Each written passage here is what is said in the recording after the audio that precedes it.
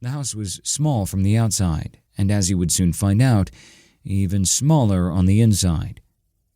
2 bedrooms, from what he could see.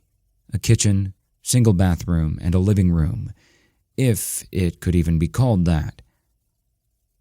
The houses surrounding it were quiet, a few with lights on, but not many, and even then, nobody seemed to pay attention to anything going on next door or across the street.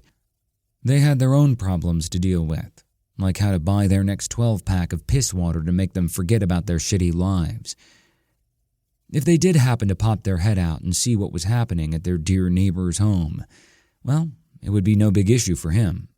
Getting caught wasn't on his mind. He was on a few different wanted lists already, so adding some more wasn't no thing.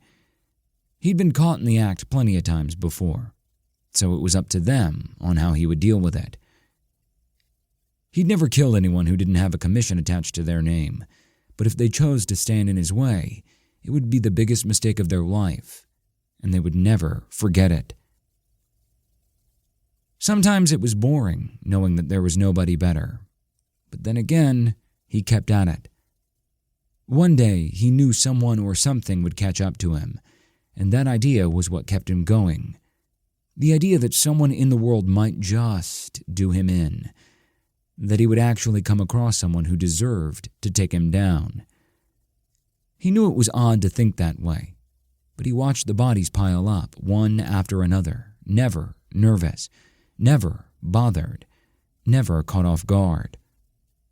It was like fucking missionary style every day of your life with the same woman at the same time. A little variety would be nice. He stepped out of the truck, his breath a cloud in the air as he exhaled. He tucked his hands in the pockets of his wool peacoat, already wishing he was done with the job.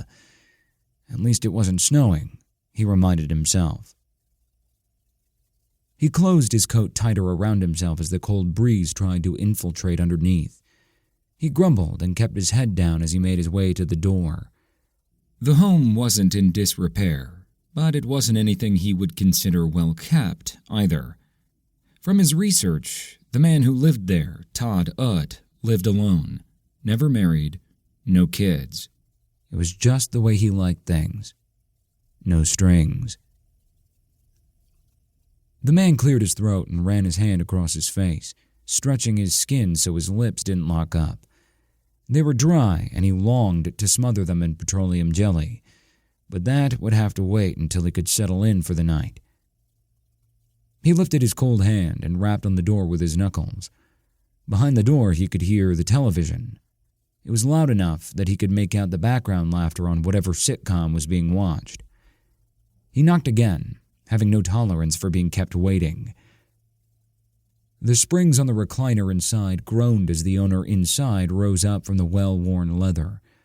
The man knocked again for good measure. "I heard you the first 2 times," Todd barked from inside. He sounded irritated and half asleep. The man on the porch smiled, waiting for Todd to open the door. He shoved his hand back into his pocket, longing to warm his fingers. He could already feel his joints stiffening from being exposed. That was the last thing he needed on the job. The door opened wide, Todd not even caring to just peek his head out first. Most people would open it just a crack, test the waters of who might be on the other side. Or perhaps there was a dog they were trying to keep inside.